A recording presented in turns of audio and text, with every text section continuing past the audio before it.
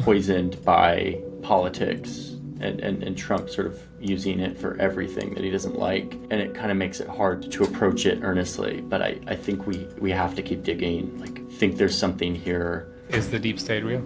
Is the deep state real?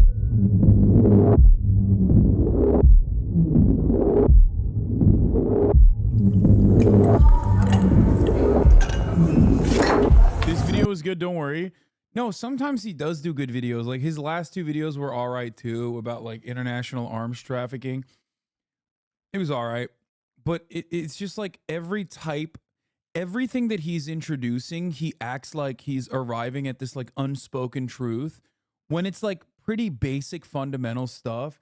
And he'll leave like a couple, he'll literally leave in like an outtake where he's like, yeah, this is like really killing me right now. Actually, like finding out about this thing for the first time ever is like really difficult to wrap my brain around. You know what I mean? Like I was watching this Twitch streamer at the top of the hour. He served a 3-minute ad break, and it turns out he has a contract with Amazon, and that contract dictates that he serve you a 3-minute ad break. But at least he tells you that you can avoid those ads by subscribing for $5 or for free. And then the other guy on the Zoom call is like, yeah, really fucked up, man. I had to use one of my friend's Amazon Prime accounts to connect it to a Twitch account so that I could get one free Prime subscription a month, you know, and use it on him for the duration of this research. And he's like, wow. Well, I've also heard that like, you know, if people are lucky enough, they can get gifted a sub by, you know, 34 MKD50 or Speed Razor. Thank you for the 10 gifted. 34 MKD50. Thank you for the 50 gifted. Nah, man, that's storytelling to inform the viewer that don't know the basic information in a compelling way. No, I get it. It's just like it's very corny, I think. The alt tab dad, they give the 5 gifted. There's this moment in the 60s. Yeah, he does act like he's David Attenborough stumbling upon a rare bird. A rare bird. Where you really like see how this actually works, like where power really is. To the height of this moment where the US and the Soviet Union are in this like massive staring contest. There's nuclear weapons involved. Everyone thinks the entire globe could be wiped out in this conflict. And Cuba is centered right in the middle of it all, right off the coast of the US, but they're on the Soviet side of the conflict. The US at this point wants nothing more than to snatch Cuba, to make it their own, and they've been trying to kill Fidel Castro a million different ways. They're looking for an excuse to invade. And to push back on all of this, the Soviets actually start shipping nuclear weapons to the island. The US has no idea, until one day, a spy plane is flying over the island and they snap this wild photo. I mean, it doesn't look like a wild photo, it just looks like a random field in Cuba. But you zoom in and you see canvas tents, trailers, missile launch equipment. I mean, the US government immediately knows what they're looking at here. The world's most destructive weapons are actually hiding under these tents, ready to launch, sitting right in the United States' backyard, right off their coast. Nuclear war. There is perhaps something to be said about how hilarious it is that Johnny Harris is doing a video about the deep state, a term that literally was coined in Turkish politics as a consequence of both like the initial inception of it, but then as a consequence of the NATO Gladio operations that took place in Turkey. Deep state, derin devlet, is literally the etymology of the word. That's where it comes from. It still exists in Turkey. We call it a parallel government, things of that nature. However, this term was originally coined in Turkey. Why is Turkey important? Not because Mexicans are Turks or everyone is Turkish, the world is Turkish, yada, yada, yada. Not a joke. Because the reason why the Cuban Missile Crisis happened is a direct consequence of literally the inception of the term derin devlet, deep state. NATO involvement in Turkey, NATO coming into Turkey, making Turkey a NATO ally, and building missile systems directly pointing at the USSR. Missile silos, missile sites being built in Cuba was a direct response. So, I'm sorry, but like, come on. not. I mean, because I'm Turkish, it's a little bit. I guess it pricks me in the wrong way a little bit more than it normally should. But it does show like a severe lack of understanding on even the introduction. Like even in the introduction of the story itself, like at least bring up the fact that like why did the fucking missiles make it there?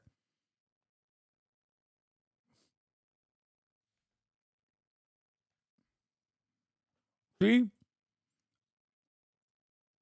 If he had subscribed at the top of the hour, he would have fucking literally not seen a 3-minute ad break, and he would have actually heard me say these things. And then he could be like, damn. Like, this is Hasan guy, which is a callback, by the way. This is Hasan guy I found out. Talked about deep state. 103 miles away. Within the past week, unmistakable evidence has established the fact that a series of offensive missile sites. I thought you used to say that the deep state doesn't exist because it implies the state is in conflict with itself, which is not. No, I'm not talking about it with Turkey. Yes, the deep state is oftentimes connected to like American involvement or a counter to American involvement in a state, in a puppet state or some shit. But we're talking about in the United States of America, then yeah, you have capitalists and then you have, I guess, some more capitalist. I guess that could be the deep state. Is now in preparation on that imprisoned island. It's a crisis, a Cuban missile crisis. And one man in Washington, D.C. suddenly has a really difficult decision to make. Everyone around him wants him to invade Cuba, but he's not sure. Okay, but here's the kicker of the whole thing.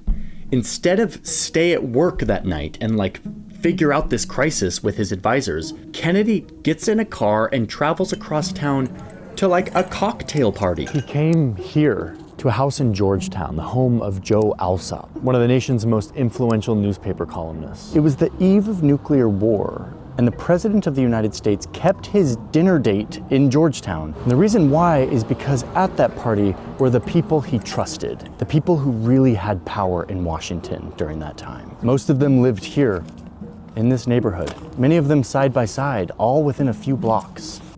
William Colby, the Far East chief of the CIA. He would later become the director of the agency. Chip Doxed. Bolin, a former ambassador to the Soviet Union. Alan Dulles, who... Yeah, back when dudes named Chip could be hired, you know what I mean? Back when they made it like that, our prime. Boy, Alan Dulles, where to even start? He's the CIA's longest running director, and he lived right here in Georgetown. Frank Wiesner, one of the founding officers of the CIA. He lived just 6 blocks away. Felix Frankfurter, a Supreme Court justice. I mean, during the time of Dulles and the OSS CIA, yeah, there was a deep state, but not like that shit any longer. Yeah, I think there's more so like sometimes a little bit of a divergence in attitude within the State Department. There's like parties that want to nuke Iran immediately, and then there's parties that want to destabilize Iran and implement regime change. And of course, no one that doesn't want to touch Iran. So that is the major, that's the major divergence in policy when it comes to the State Department. Does that make sense? Nowadays, at least. It's not like it's not the way where it's like the American president is like directly at odds with something that the CIA wants to do. We got to do something about it. I don't think it works that way. I mean, there's no divergence within the fucking. There's no disagreement within the Democratic Party and the Republican Party as it pertains to fucking coups, dude. You had, and I will never forget this, Chris Murphy, that fucking son of a bitch. Okay, Senate Foreign Affairs, or is he Senate Intelligence? One or the other. Chris Murphy coming out and openly writing the words on Twitter, we tried to do a bit of a soft coup in Venezuela and Donald Trump ruined it. That is like how can you write that? Like, we used to be a country. We used to lie about those things. When we used to do those things, we would lie about it only to declassify it fucking 40 years later.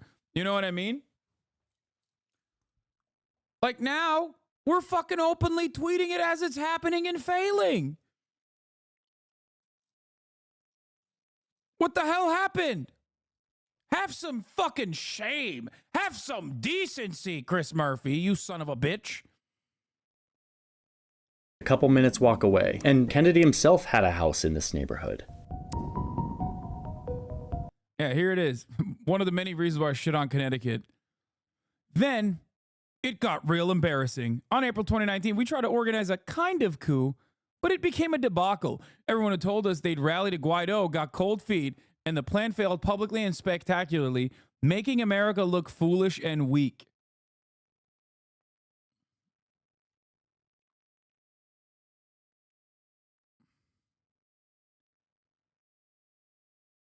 Did he edit that? It was a soft coup. I think it's a Berenstein Bears moment that I remember it as like a soft coup as well.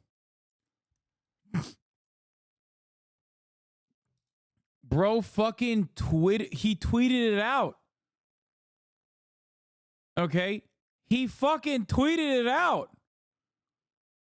It's like, this is the type of shit back in the day that Cy Hirsch would uncover, and it would get written out on the Washington Post, and then the fucking Republican Party normally would be like, we have to execute him for being a gay communist.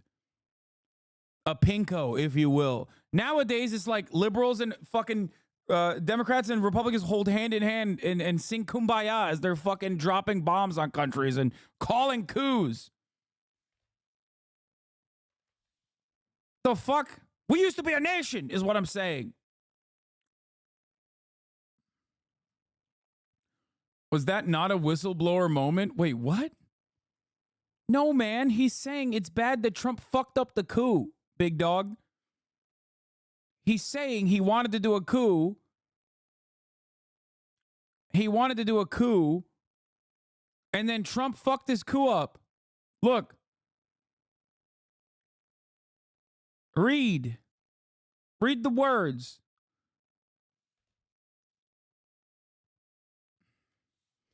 The winning play was right in front of us. Bring together all of Latin America behind a transition of a new free elections and take the time to work with or neutralize Maduro's patrons, Russia, Cuba, and to a lesser extent, China. But Trump couldn't talk to Cuba because of Obama. Putin had Trump wrapped around his finger. And all Trump wanted to talk to China about was the trade deal. So we made no meaningful effort to move them. And all three stood solidly behind Maduro. Then Trump and his Latin American hawks got itchy. He recognized Guaido as the leader of the nation, thinking that would propel Venezuelans and Maduro-friendly military leaders to Guaido's side. In fact, the opposite happened. By putting Elliot Abrams, the symbol of American imperialism in Latin America, in charge of Venezuela, and by largely acting alone, Trump helped Maduro rally the military in much of the country against America and cast Guaido as a U.S. pawn. Then it got real embarrassing. In April 2019, we tried to organize a kind of coup, but it became a debacle.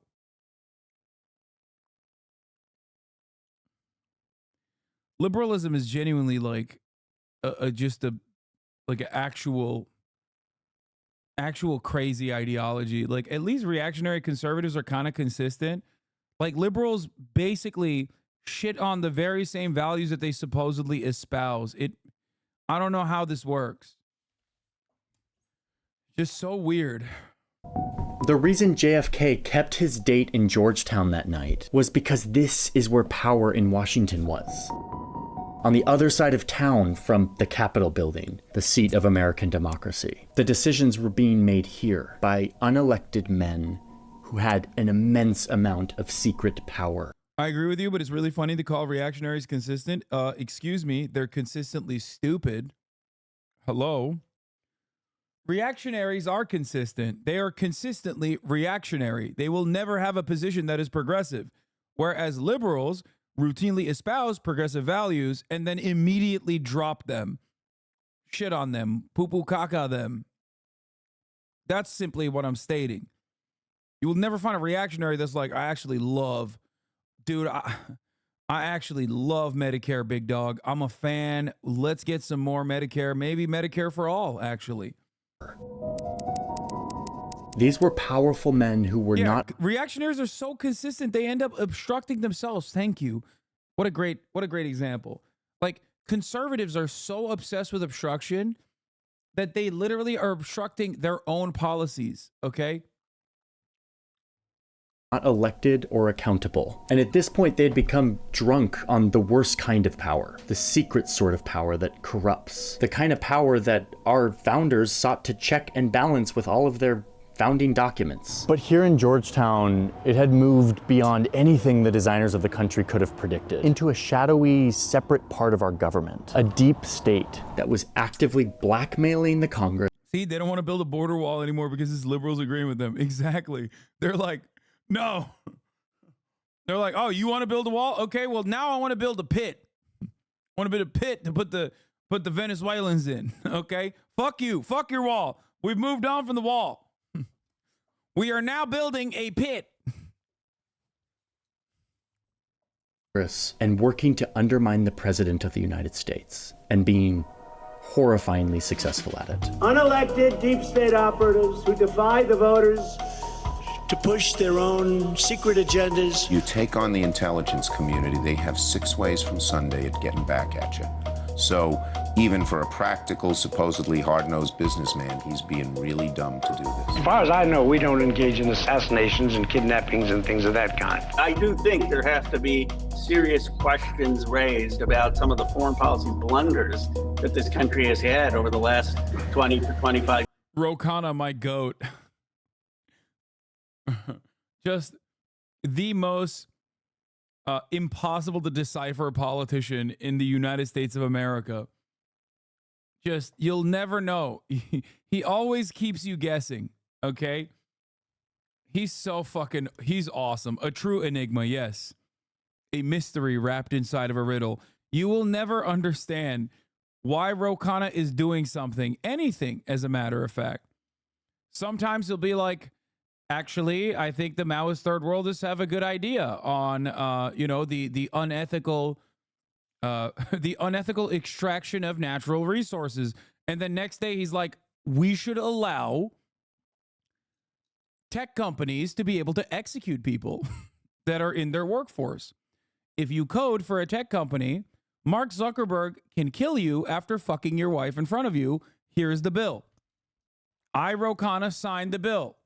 And then the next day, he will sign the I am an anti-communist bill. There's some truth in the idea that there is an ongoing group of people who continue the work of government as administrations come and go. Is it possible for these entities to go rogue? Absolutely. Was the agency involved in the kind of domestic surveillance that has been portrayed in the news reports? My feeling is that it has not. Okay, I'm doing this. The deep state. Is the deep state real? And if so, what is it? Before we do that, I want to take a moment to say thank you to our sponsor. NordVPN is a longtime sponsor of our channel. We couldn't make this work if we didn't have sponsors like Nord. NordVPN is a tool that we use to surf. Dude, you could tell when a former Mormon is getting swagged out when he starts experimenting with one singular pearl necklace. Okay? He's got the pearl choker on. It's Jover. He's getting spicy with it lately. His last couple of videos, you can tell. You can tell. This is like Johnny After Dark, okay? This is no longer Johnny Come Lately. This is Johnny After Dark. The internet more securely. A VPN allows you to connect to the internet in more secure ways or to route your connection through a different country, which has all kinds of benefits like being able to watch media that's available in other countries and even get discounts on certain things that are more expensive in the country you live in. But most people use NordVPN as a threat protection tool to block annoying ads, intrusive ads, or invasive trackers. The internet has become very sophisticated and there's a lot of like secret stuff happening when you are surfing the web. Nord helps make that more secure. For how long have you been a CIA agent? And allowing you since to birth, 32 years ago, I joined the internet. CIA. Nord protects you against in a very malware, special password program. attacks, phishing, QR code scams, ransomware. It is an all-around protection tool that makes life on the internet much safer, in addition to having these other benefits. I use Nord a ton when I travel, and I use it when I'm accessing sort of more sensitive websites. I'm a spy kid, Nord also has yeah. other useful tools like NordPass, which is a password manager. You can get this together with NordVPN if you choose the complete plan at checkout. So thank you, NordVPN. There's a link in my description. It's nordvpn.com/Johnny Harris. When you click the link, it helps support the channel, but it also gets you in on a nice big discount. And Bro, come on. for I'm not extra skipping the months ads, of man. free NordVPN. I'm not skipping the ads. We're doing ethical reacts. Start using NordVPN today at a discount. Thank you, NordVPN, for sponsoring today's video. So, we ready, Nick? We're good. Okay. Sweet. Haji, are you on the board over there? I hear what you're saying. Okay, if you can hear I really us. want this. Could you start by introducing yourself, who you are, and what you do, and what your relationship to this topic of the history of the CIA is? Yeah, so my name's Jefferson Morley. I'm a journalist in Washington. I've been a journalist in Washington for the last 40 years. In the old days, spy agencies were a war thing. When the U.S. was at war, it would... He's interviewing his old coworkers. Yeah. He's like, yeah, act like you don't know who I am. No, stop calling me John Boy. That's like a office thing. They don't know this. set up an international spy operation to best wage that war. And then when the war was over, they would pare down or totally get rid of the spy agency. The thinking here was that a spy agency took up a lot of resources and... That's a cool ass sweater. Dude, he is swagged out now. He is a swagged out formie mormie, okay? Full blown. Threatened civil liberties. A lot of power concentrated into a bunch of unelected people. Worth it during war, not worth it during peace. But then the biggest war of them all came to America's Pacific doorstep, and it changed everything.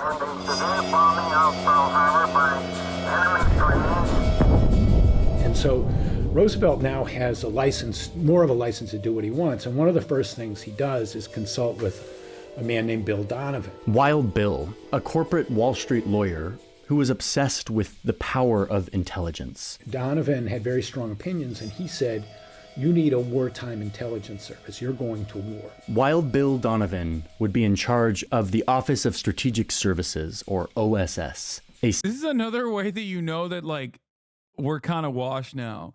Like, we used to have shit like this, like Wild Bill Donovan. The last version of this was in the Iraq War. You got, like, dudes named Spider and shit being generals. Nowadays, we don't have that. This is what the conservatives mean when they say the CIA is now woke and gay, okay? Everyone's got, like, imposter syndrome at the CIA. They don't got them mad dogs no more, okay? We have Mad Dog Mattis. I mean, barely. This is what I'm saying. They're on the way out. It's over. Spider is a recent general, too. That's what I'm saying. Like, the Iraq War and Afghanistan is, like, the last version of these guys. Now they're gone. Not everyone in CIA is bisexual. Centralized intelligence agency that would be given immense power to Bombs Away LeMay was a genocidal freak with a sick-ass nickname. Do whatever it took to keep our people safe and to keep our team on top. This was the birth of modern intelligence, a euphemism for spying and lying and cheating and deceiving and sneaking and breaking, coercing, dividing, and conquering. No idea was too crazy for the OSS during this time. Like, one OSS psychologist had this idea that Hitler could be demoralized if they just showed him a vast quantity of porn. Paramilitary operations. Strapping explosives to a bunch of bats and letting them loose over Tokyo. Guys skiing into Nazi-occupied Norway. Making fake companies, recruiting off Wall Street from all of his old colleagues, bringing in bankers and movie directors, fake radio stations, anything to demoralize, divide, or confuse the enemy. The OSS is the first intelligence agency that the United States ever has. Oh, and one of Wild Bill's favorite things to do was to have parties at his house. Hi! Are we the first ones here? It's the big night. To plan and plot his operations with his friends in Georgetown, a neighborhood in Washington, D.C. that is strikingly beautiful. Here is Bill Donovan's house. It's now worth $17 million. It's beautiful, and this is where he would have a drink and chat with other Washington power brokers. He would recruit new agents. It's a good thing we were like, okay, that was wartime. Post-World War II, they're like, let's just stop doing all of that. And certainly not do it domestically to our own people and also globally, because we have a global connection now within the OSS specifically. And that's where the story ends. So, yeah, end of the video, okay? Nothing to look at further here, okay? This is how it worked. The end. agents from American high society, earning the agency the nickname Oh So Social. Pretty clever. Okay, but remember that spy agencies like this were a war thing only, and the war ended in 1945, and the OSS got dissolved. The forces of Germany have surrendered to the United Nations. What do we do with the OSS now that we're at peace? And Truman says, we don't want to risk having an American Gestapo. A political police. His meaning, especially in the context of having just defeated the Nazis, was, that's what led our enemy astray. They had a secret intelligence agency, the Gestapo, which wound up enforcing political norms and enforcing tyranny. And we don't want to risk that. Here's Harry Truman doing the right thing and signing a piece of paper that says that the OSS can no longer exist. Pussy. Truman was freaked out. He's like, this was really great to help us win the war, but this is way too much power in the hands of unelected officials holding secret information. But it was kind of too late. Putting the genie back in the bottle would prove to be an impossible task. Is it significant that all these guys live 4 blocks from each other in Georgetown? Yeah, it's very significant because they're the product of this wartime culture. This is one party that just has to turn out right. Here is target number 1 for the Reds. And who's in the bullseye? You are. So there was a brief moment after World War II when the Cold War didn't exist. We were at peace. But then, almost immediately, tension started to rise between these two great empires that had been allies to defeat the Nazis, but were now skeptical of each other. And senators were suddenly declaring that it was impossible to know where war begins and where it ends. The Soviet Union and its agents have destroyed the independence and democratic character of a whole series of nations in Eastern and Central Europe. And this is when all the intel people that had run the OSS, many of them who lived in Georgetown, by the way, start calling. One of the funniest aspects of like the inception of the Cold War is like virtually every American general and politician openly being like, we actually killed the wrong enemies. The real enemy was much larger. They're called communists and we have to kill them. We have to kill them dead all the time. We have to kill the communists in the country. Like literally, just, it's not even like a, like, it wasn't like a, oh man, oh, these communist guys, the USSR, they're real scary. I think we got to liberate Eastern Europe. Like that wasn't the fucking perspective at all. Not even a little bit.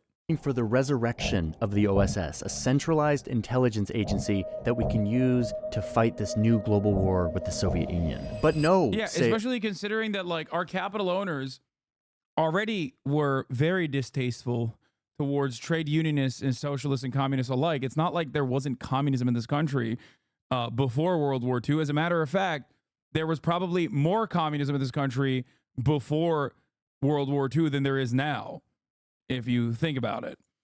And you know, the 60s put an end, the Cold War basically put an end to all of that. Red Scare, McCarthyism, all of that genuinely destroyed it. But don't forget that we did have a socialist who ran for president from jail, from prison. That's right. His name was Eugene V. Debs. A bunch of other lawmakers. The Constitution wasn't designed for us to put so much power in the hands of men who are doing secret things. Doing this will result in a police state run by power-grabbing bureaucrats. Too much power to military leaders and their insatiable appetite for more money, for more men, and more power, whatever the cost to democracy. Truman's mind changed. And what changed Truman's mind was the growing confrontation with the Soviet Union. And soon the papers were signed and a new agency was formed. The Central... You see, he just had to do it to him. Intelligence Agency, the CIA. When Truman signs the National Security Act, he says, we have to be careful that we don't have an American Gestapo. So that thought is still on his mind. The CIA was the big, shiny new weapon of the United States in the Cold War. And their mission was to, quote, gain and distribute intelligence and to perform, quote, other functions and duties related to intelligence affecting national security. What does that mean? Everybody knew what that language meant. Everybody knew that that was, and we just weren't going to talk about it because we didn't want to write it down on paper. Like, what do they do with this vague mandate of national security? Oh boy, they go to town. You must stir the ingredients in your chocolate cake. It feels so clean, but so soft and smooth. Operation Paperclip, 1945. Bro, put a fucking Frank Herbert quote in there. Respect for the truth comes close to being the basis for all morality. This is profound thinking if you understand how unstable the truth can be. Operation Paperclip, 1945 to 1959. The Americans wanted to get those Nazi rocket scientists on their side so that they could develop their own rocket capacity. James Angleton, for example, protects a general under Hitler. CIA. There ain't no fucking way he's gonna talk about Gladio, Operation Gladio. There ain't no way. Like, so Paperclip is like the known. The thing that Johnny Harris does is he will always cover stuff that like the American government cops to, but will rarely ever cover the other stuff that is in my opinion more nefarious and significantly more important because it establishes the basis in an identical fashion, mind you, to what they're doing with Paperclip. In an identical fashion to Paperclip, where you establish the basis of the NATO alliance. Gets involved in the Italian elections, 1948. Puts his thumb on the Italian democracy and makes sure that U.S. allies win.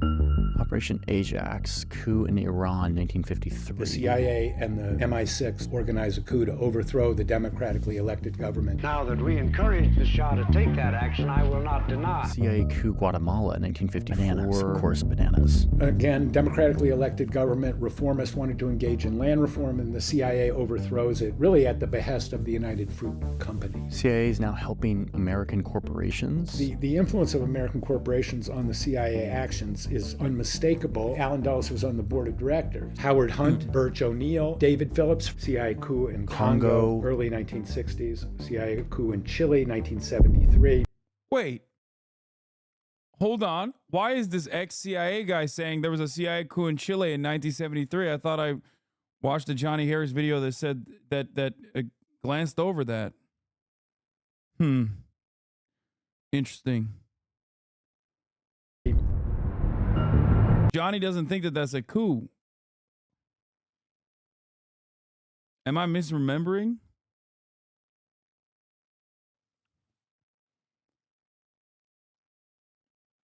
Speaking of Chile. And also Salvador Allende, Pedro Pascal's sister, follows me on Instagram. I followed her back. Please, I would love to have you and your brother on the stream at some point. Please come on the broadcast. Both of you guys. Just saying. Randomly bringing that up. Never forget 9/11. 1973.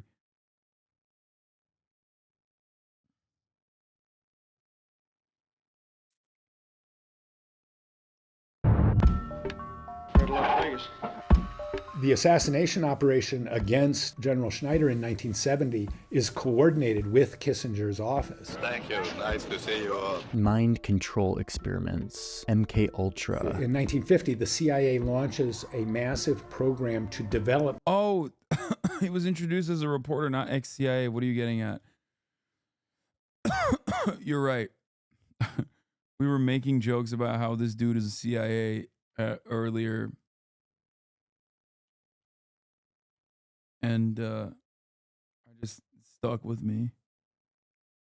Means of controlling people's minds. Some 40 U.S. academic institutions were involved in this kind Giving of LSD research. to people without their permission. And we develop a truth serum, dosing somebody with LSD 60 times in a week.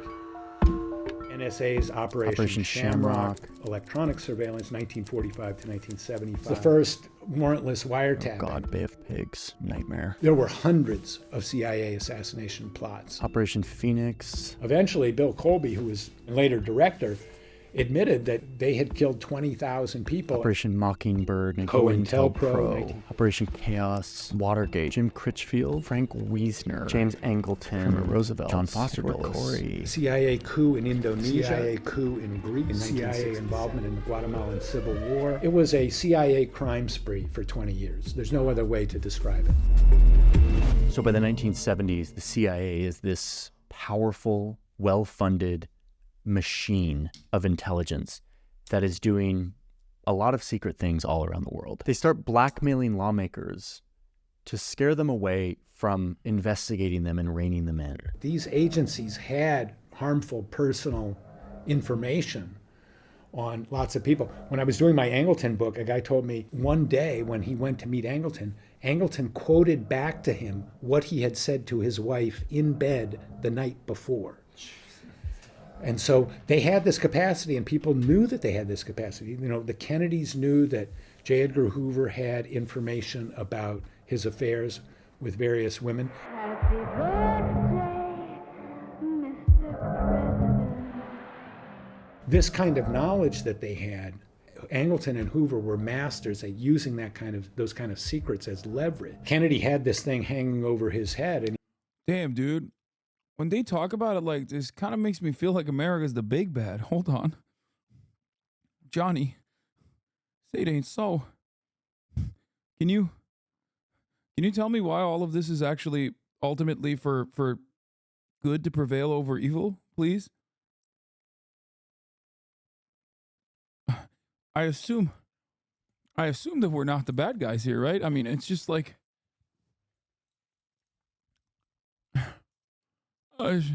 just say that like we don't do that anymore or something. And he knew Hoover, had that on him. And so, he couldn't fire Hoover. And so much of this power is concentrated among just a few people, many of them not elected, and many of them living right here along these streets in this neighborhood of Georgetown, living in fancy homes, having fancy cocktail parties, and kind of running the Western world. It's exactly the nightmare of the founders of the country and the nightmare of President Truman. And 1 month after the assassination of President Kennedy, Harry Truman publishes an article in the Washington Post and says the CIA should be abolished. Wow. And he says it has cast a shadow on the historical reputation of the United States. The man who signed the piece of paper that created the CIA comes out and says he regrets it. Eventually, Americans start to get savvy to the fact that their government is sort of going off the rails. As this war in Vietnam drags on, more and more Americans stand up and say enough, demanding accountability for. I'm not gonna lie, so far this is the most like maybe Johnny is not CIA video I've ever watched. That's the only take I have on it. He is destroying the CIA allegations right now. Has to keep his cover. No, man, I think something changed. I think Johnny got that dog in him, okay? He started wearing the singular choker. I think, I'm telling you, man, maybe his contract ran out. I don't know. Yeah. Or a national security apparatus that had gotten out of control. And what does the government do in response? They start spying on the protesters. Operation Chaos was the CIA spying on the anti-war movement. Johnson calls in Dick Helms and says, what's going on? Communists have to be behind this. And so they start infiltrating the anti-war movement. And they come back in about a year and they say, well, Moscow and the North Vietnamese, they really like this anti-war movement, but it's not controlled by them. It's not. By the way, this is literally a direct parallel to the pro-Palestinian movement in America right now. So make no mistake, whenever people say like, oh my God, like the pro-Palestinian people are getting their lines directly from Iran, like Jonathan Greenblatt said. Remember, no, not at all. No, these are Americans who came to that conclusion on their own because they have a fucking genuine moral compass, something that is devoid of everyone in fucking Washington, D.C., of course, but it's like unimaginable for them. It's the same principle behind whenever motherfuckers on the internet are like, haha, dude, you must be a grifter for advocating for these things. After all, why would you advocate against things that are beneficial for you personally, dumbass. There's got to be a different financial component associated with this. You know? It's always the same. They're like, oh, no, it must be a Marxist infiltration. It must be a communist plot. No one could arrive at the death and destruction is bad angle on their own. It's not funded by them. It's pretty much an American thing, you know? But that doesn't change anything. And chaos continues to grow. And eventually, by 1970, there's... Wait, does it imply that America is probably spying on anti-Israel protesters? Bro, Jonathan Greenblatt in leaked audio from the ADL openly fucking stated he has advisors in the pro-Palestinian groups. Remember, the ADL literally used to have advisors in those very same groups in the 90s, and also were openly, or not advisors, sorry, analysts. Those very same groups were abso-fucking-lutely spying on anti-apartheid activists against South Africa. There's 30 officers working on it, hundreds of agents, and, you know, the ostensible purpose of chaos. I do wonder sometimes if there's like a fucking actual like DHS guy watching the stream going, fucking assholes going at it again. Like, not that I'm like important or anything, because you don't have to be important for it to be for someone to be tracking your behavior or the things that you're saying. Just like, come on, dude, move on, come on. It's boring, move on. Come on, dog, it's boring. Come on. Move on from this. Yo, this is lame. Come on, go gamble. To detect a foreign hand. I mean, chaos was in existence for 7 years. Every time they were asked to report on it, they came back and said, it's not foreign controlled and it's not foreign funded, which was obvious to anybody who was involved in the anti-war movement. There were a lot of people inside the CIA saying, you know, we're spying on our wives and kids, basically. You know, they're going to the demonstrations and we're reading the reports at night. We shouldn't be doing this. Are we trying to exterminate an entire people? What have we become as a nation? Americans were waking up to the fact that these unelected men were wielding way too much power and spying not only on the entire world, but on Americans themselves.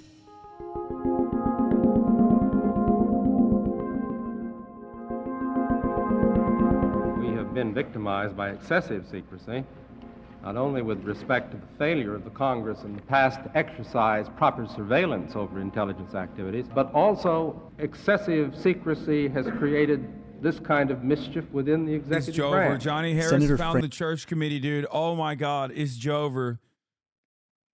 This is a real vibe shift, dude. That's why he's wearing the fucking pearls. I'm telling you. Frank Church helped lead the charge of taking all of these secrets and excesses and thrusting them onto the national stage and shining a light on them. There has never been a full public accounting of FBI domestic intelligence operations. The American people are learning, for the first time, just how bad this was. 800 witnesses, 10,000 documents. Their secrets were shared. CIA, FBI, NSA, assassination plots. Does this pistol fire the dart? Yes, it does, Mr. Chairman. When it fires silently? Almost silently, yes. Spying on Americans. A wholly comprehensive listing of everything those people thought or did on any subject you can imagine they're having a concern with. Targeting people like Martin Luther King Jr. and other civil rights or feminist activists. Bureau agents were told to attack the New Left by disinformation and misinformation. Anti-war protesters were spied on, intimidated. COINTELPRO is the name for the effort by the Bureau to destroy people and to destroy organizations, or as they use the words, disrupt and neutralize. To be fair, no need for that no more. You know what I'm saying? Every one of us got that dog in them now. We don't need these like deliberate programs to disrupt and destroy. I think you have enough of it. People do it for free. People literally operate like they're little fucking DC wonks on Twitter for free. It's awesome. The Bureau went so far as... Yeah, they're taking the CIA gerbs. You are one of them. You're not. You are one of them. Yes, I am famously very disruptive of solidarity. Why? Because I said you can't have a general strike on Reddit. You know. Or wait, I'm famously disruptive of solidarity because I said trying to implement a consumer boycott of Hogwarts Legacy is not going to help you get the message across, you know, famously.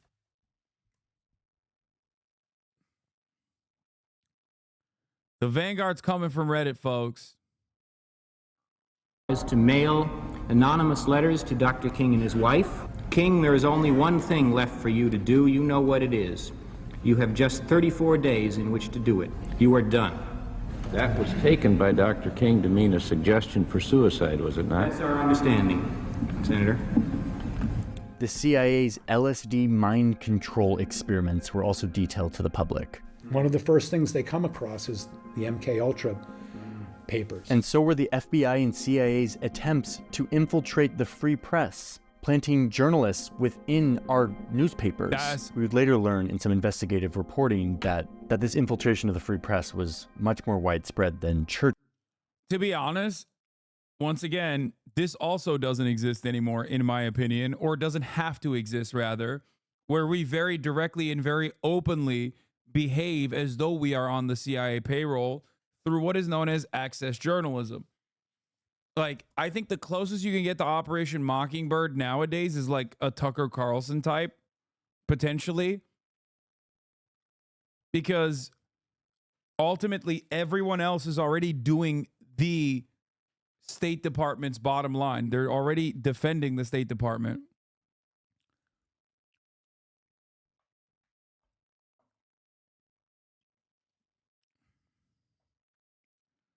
Most recent Israel piece in the New York Times, everything written in the New York Times about Israel is directly, they might as well have a dude working on the State Department payroll, typing out every fucking letter.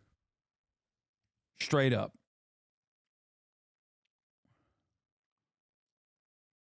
Church even discovered. He reported that up to 400 journalists had been paid by the CIA under Operation Mockingbird, and there's no doubt that it was a massive effort and effective. The Church Committee made a few things clear. Number one, that indeed a group of unelected government employees used immense power and resources of the United States government to pursue programs that were illegal, unethical, and generally out of line with American values and norms. And they did it in secret, outside of any sort of accountability, partly because the U.S. Congress wanted to give them money and turn a blind eye. I can recall members of Congress who recoiled from responsibility of knowing what was happening. Members of Congress who said, "Don't tell me, I don't want to know."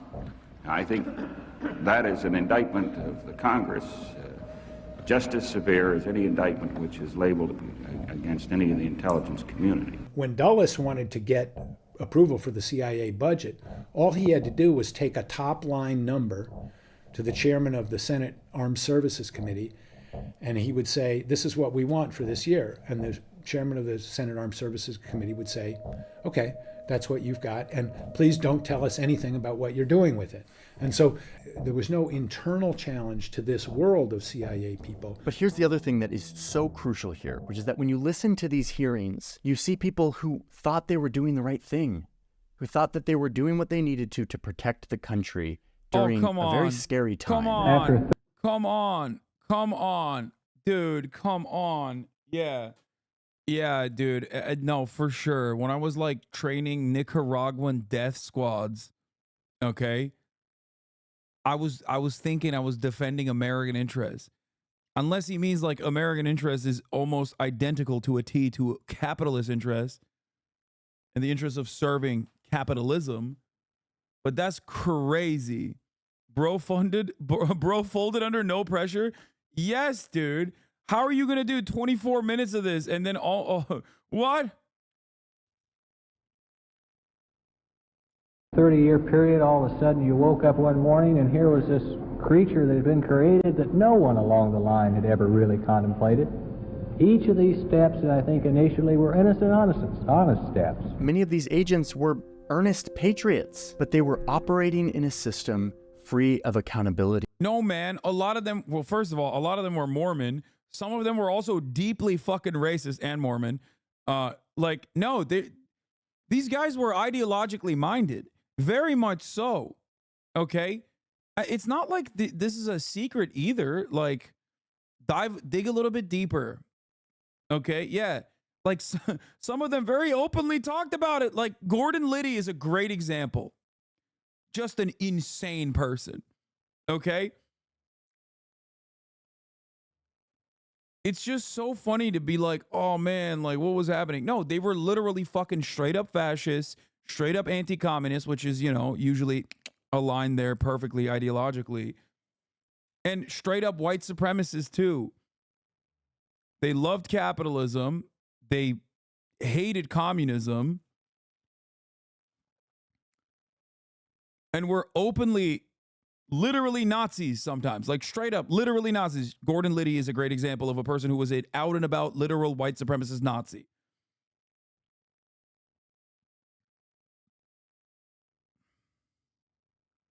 And transparency. Even within the deep state, there are people who are doing things for altruistic and good reasons, and then there are people who are doing things for their own selfish or bad reasons, and exactly how many are in each category is, sort of impossible to delineate. I got sucked in when I should have known. Yeah, they told MLK to kill himself because they really wanted to stop adultery. It was a higher cause.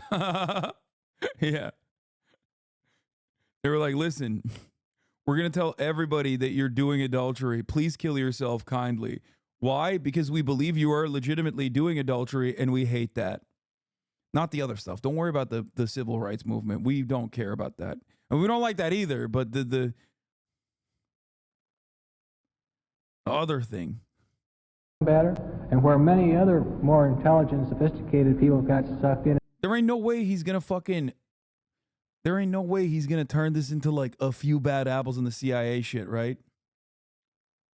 Great scene about Gordon Liddy from The Plumbers. Oh, I love this scene. Tonight because Frenny makes a mean roast. Also, friend of the show / my friend, Kiernan Shipka was in this show as well. Is that Hitler? Yes. Do you want to go check the potatoes? I set a timer. I'll hear it off. See? Intelligence. Gordon, you don't happen to have any jazz, do you? No. Benny Goodman. What is he yelling? Die Kunst Greckenrad. Show tune, Jeremy, show tune. Oh, this is better. He's talking. By the way, this is like so loud in the show too. Like they literally, this scene is like deliberately annoying. About art as propaganda. The ancient Greeks. Of course, he's comparing the Hellenic ideal to the Bolsheviks. Oh, God! Oh, it's okay, just eggs, Gordon, just eggs. And some kids. Sorry, everybody. I'll be right back. He's upstairs.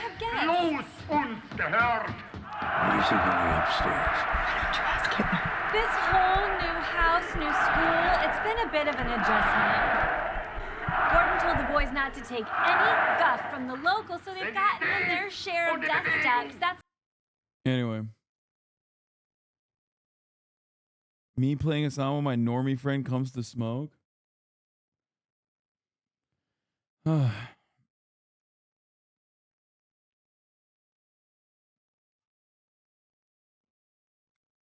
mean, he did not mention NATO either. And in other areas. So after the church committee, all kinds of new oversight regulations come in. There's new committees formed, there's new regulations, and suddenly the intelligence community now finally has some kind of oversight. The deep state was reined in. Now, they did fight back. Church was undermined and... Oh, yeah. Yeah, no. The bad apples were eliminated and the deep state was totally reined in. intimidated by these agencies. CIA people, I mean, they hated Frank Church. Jim Angleton would go around and say Frank Church was a KGB agent. Dick Helms raged against him. Kissinger. They couldn't believe that U.S. intelligence was being opened up. On the other hand, Americans were like, oh my God, this is what was being done in our name. But overall, this is a story of American democracy doing what it's supposed to do, rein in the worst impulses of humans with power, and in the process, avoiding disaster. What? At least... Ah! No! Dude, no!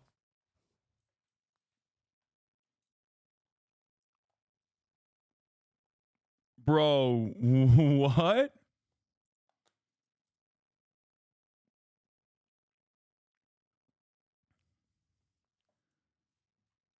What? Wait. What?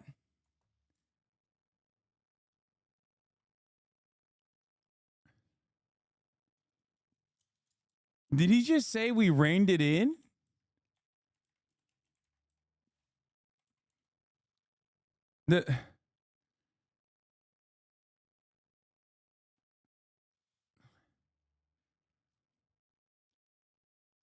Dude, that's crazy. This is like a meme. This is the meme, which is like all the instances that were bad in the past that the CIA acknowledges are gone, far gone. It's just that's something that we learned from for a few decades. One of you. Oh, is never about mind. to I be was elected wrong. Okay.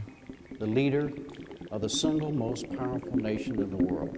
Okay. Have you formed any guiding principles for exercising this enormous power? When it comes to foreign policy, that'll be my guiding question. Is it in our nation's interests? Peace in the Middle East is in our nation's interests. Having a hemisphere that is free for trade.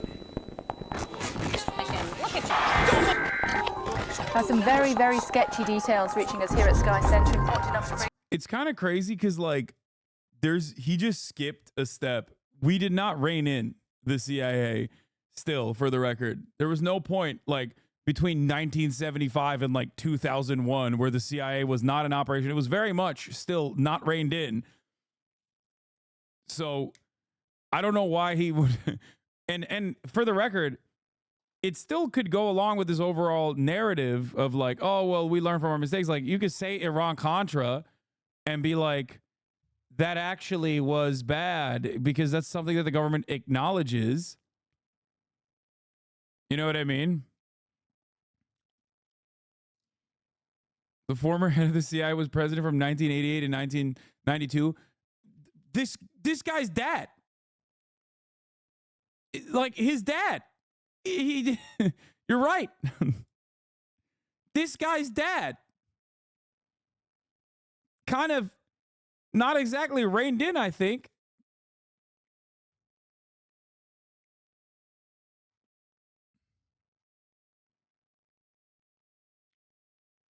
I don't you feel like he's over-focused on the CIA to be kind of sensational here, and there are much more boring forms of deep state inside and around government bodies? Yes. But they all fall under that's why I always say like State Department. They all fall under the same banner, defending capital interests. East is in our nation's interests. Having a hemisphere that is free for trade. There's some very, very sketchy details reaching us here at Sky Centre. Important enough to bring to you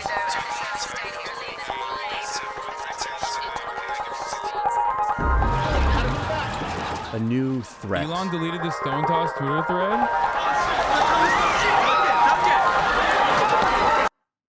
What the fuck?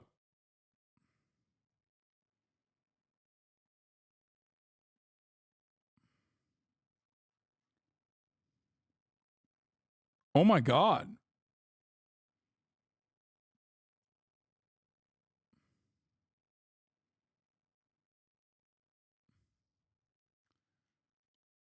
Oh my God. Dude, my man loves free speech. That's why he did this. What the fuck?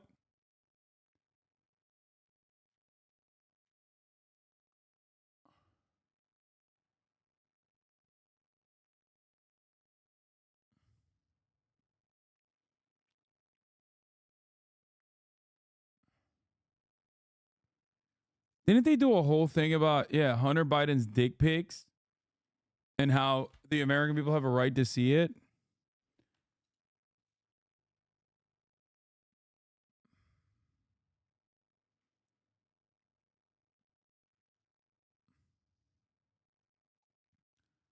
It's interesting.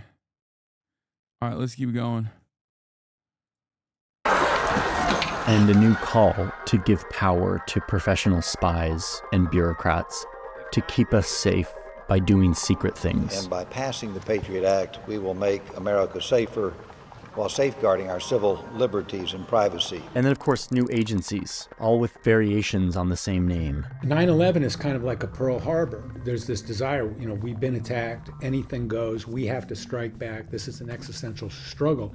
And that same ethos of the early Cold War, anything goes, that returns big time after 9/11. And the CIA seeks or asserts, without being checked, all sorts of powers that they hadn't asserted before. They implement the torture program. They massively expand the warrantless wire. No, we always had a torture program. We implemented a direct torture program and gave legal clearance for torture directly in the hands of the American military and American State Department agencies. That's the difference. We never stopped doing the torture. It's just that we would usually train people to do torture for us. Now we were just doing the torture ourselves directly. Tapping, the kind of things that we had seen Angleton do in Chaos. Those exact same techniques are revived and expanded after 9/11. Constitutionally protected torture. On a very large scale. Taxpayers funneling money into millions of new top secret jobs. 22 Capitol buildings worth of new office space that spring up all around this area where I live to house all these new secrets. And inside them, waterfalls of new programs, so many weirdly named programs that no one leader could ever hear about, let alone regulate all of them. There's not a whole lot of effective oversight on something that has grown so big and so bushy. And none of which should be known to the public. That is, until someone who's worried that history is repeating itself decides to spill the beans. Our breaking news this evening is the identity of the man who sent the Obama administration into defend and explain mode this week. His name is Edward Snowden. He's an American former CIA employee and computer technician. Today he came out as the leaker of classified NSA documents that spell out a secret... And we all kind of wonder, what if we actually need this now? What if we need all these dark windows and top secret PowerPoint decks where they design how they're going to spy on us? What if our safety relies on what happens inside of all these buildings? So we keep funding them. But in doing so, we must at least acknowledge what we're doing here. We are trading a portion of our freedom. Wait, what? Our safety relies on this? Safety from what? We are the one who knocks, man. What the fuck? Yeah, our safety. You know what we need? More State Department agencies to defend us from the other homegrown threats that we have cultivated and created en masse. That's what we really need. Freedom in exchange for a sense of security. And in the process, we're creating and feeding kind of a new branch of our government power. One that operates outside of this elegant triangle that the founders constructed to trip up the corrupting forces that... Yeah, we need like another CIA to defend us from the CIA. That's what we need. Seriously. Run the risk of always possessing men with secret power. Most everybody agrees that there's overclassification. There's way too much information that's classified, but information is power, and the fewer people that have it, the more power the people that do have it have. And the result is that when the most powerful man in the world arrives to the most powerful... Yeah, bro started the video by saying we were afraid of an American Gestapo and concluded the video by saying we kind of need the American Gestapo, and like with no shred of irony. Like the entirety of this video was like, here's why we have the American Gestapo Here's why it's bad. And then at the end of it, he's like, well, I guess basically he's trying to say, like, is this a valuable trade-off? Okay. That question is ridiculous. For those of you who are going to say, oh, well, you know, he's just asking a question, like he's just he's allowing people to form their own opinions. And it's like, no, because the premise is faulty. At no point is this helping American democracy at all. Every step of the way, every single thing that he mentioned, was helping some Americans, not you, not your parents. It was helping corporations, people at the tippy top, oftentimes hurting you in the process as well, hurting your fellow countrymen. Powerful house in the world, promising to rein all of this in, to rein in the excesses. He actually finds that he can't. He's not able to change much of it. Instead, he sits there and watches much of the things that he critiqued grow under his watch. The thing that yeah, like the top of the hour ad break going from 1 minute to 3 minutes long. You know what I mean? You watched it happen, and there was nothing you could do about it except subscribe for $5 or for free with the Twitch Prime. Here's the 3-minute ad break now. That he's supposed to control, he finds he doesn't have that much control over. These targeted strikes against Al-Qaeda terrorists are indeed ethical and just. Secrets keep us safe, but secrets also degrade this delicate thing that we have called democracy and accountability. That is... Yeah, poor Obama. He just wanted to be a podcaster and a Netflix producer. You know what I mean? This is basically the structure of the Chinese dynasty that based their government on checks and balances of different branches and that basically spied on each other in order to no department got much power. And if they had a new department would be created to limit the other, or a purge takes place to prune the corrupting system of government.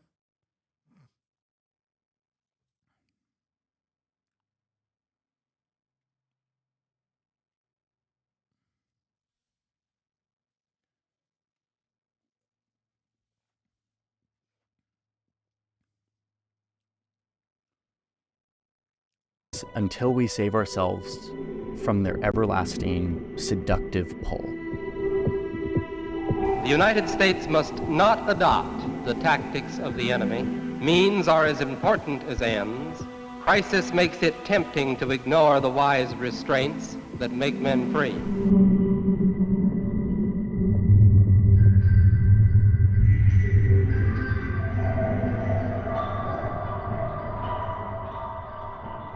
I don't understand how you can make a video like this.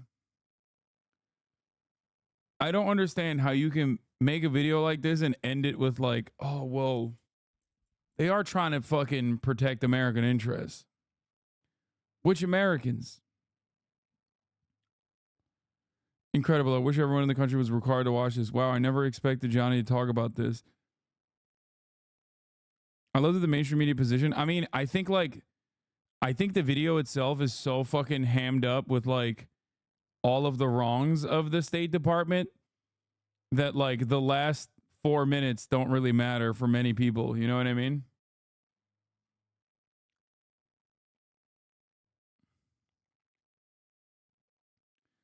Interesting how he didn't mention NATO a single time in the video. I mean, yeah.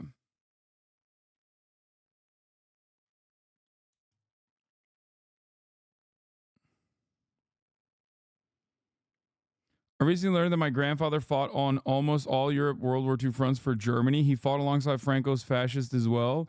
He was also taming wildcats in a traveling circus towards the end after the war. In 1950, he joined the CIA, worked as a secret agent in Operations Redbird and Cautery. He was captured in Berlin and in 1953 executed in Warsaw. We learned about most of this in recent years when a journalist connected his name to declassified CIA documents. The only info they had at the beginning was his name and a date sentencing carved into a cell wall. Today, there's a monument in front of the former prison. Funnily enough, after him, I was the only member of our extended family to have served in the German military, 60 plus years after him. And I happen to be a part of the first German military platoon to officially enter Strasbourg since World War II. It was a meeting between Sarkozy and Angela Merkel we were attending, aka we stood for hours in a huge open area in ice cold winds for them to arrive via helicopter and go inside.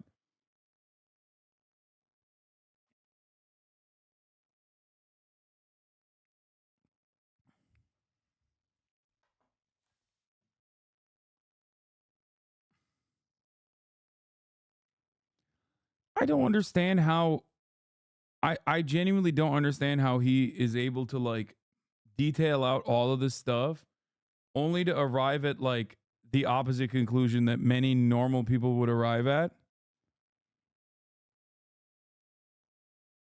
Does that make sense? There's a comment mentioning the Turkey thing.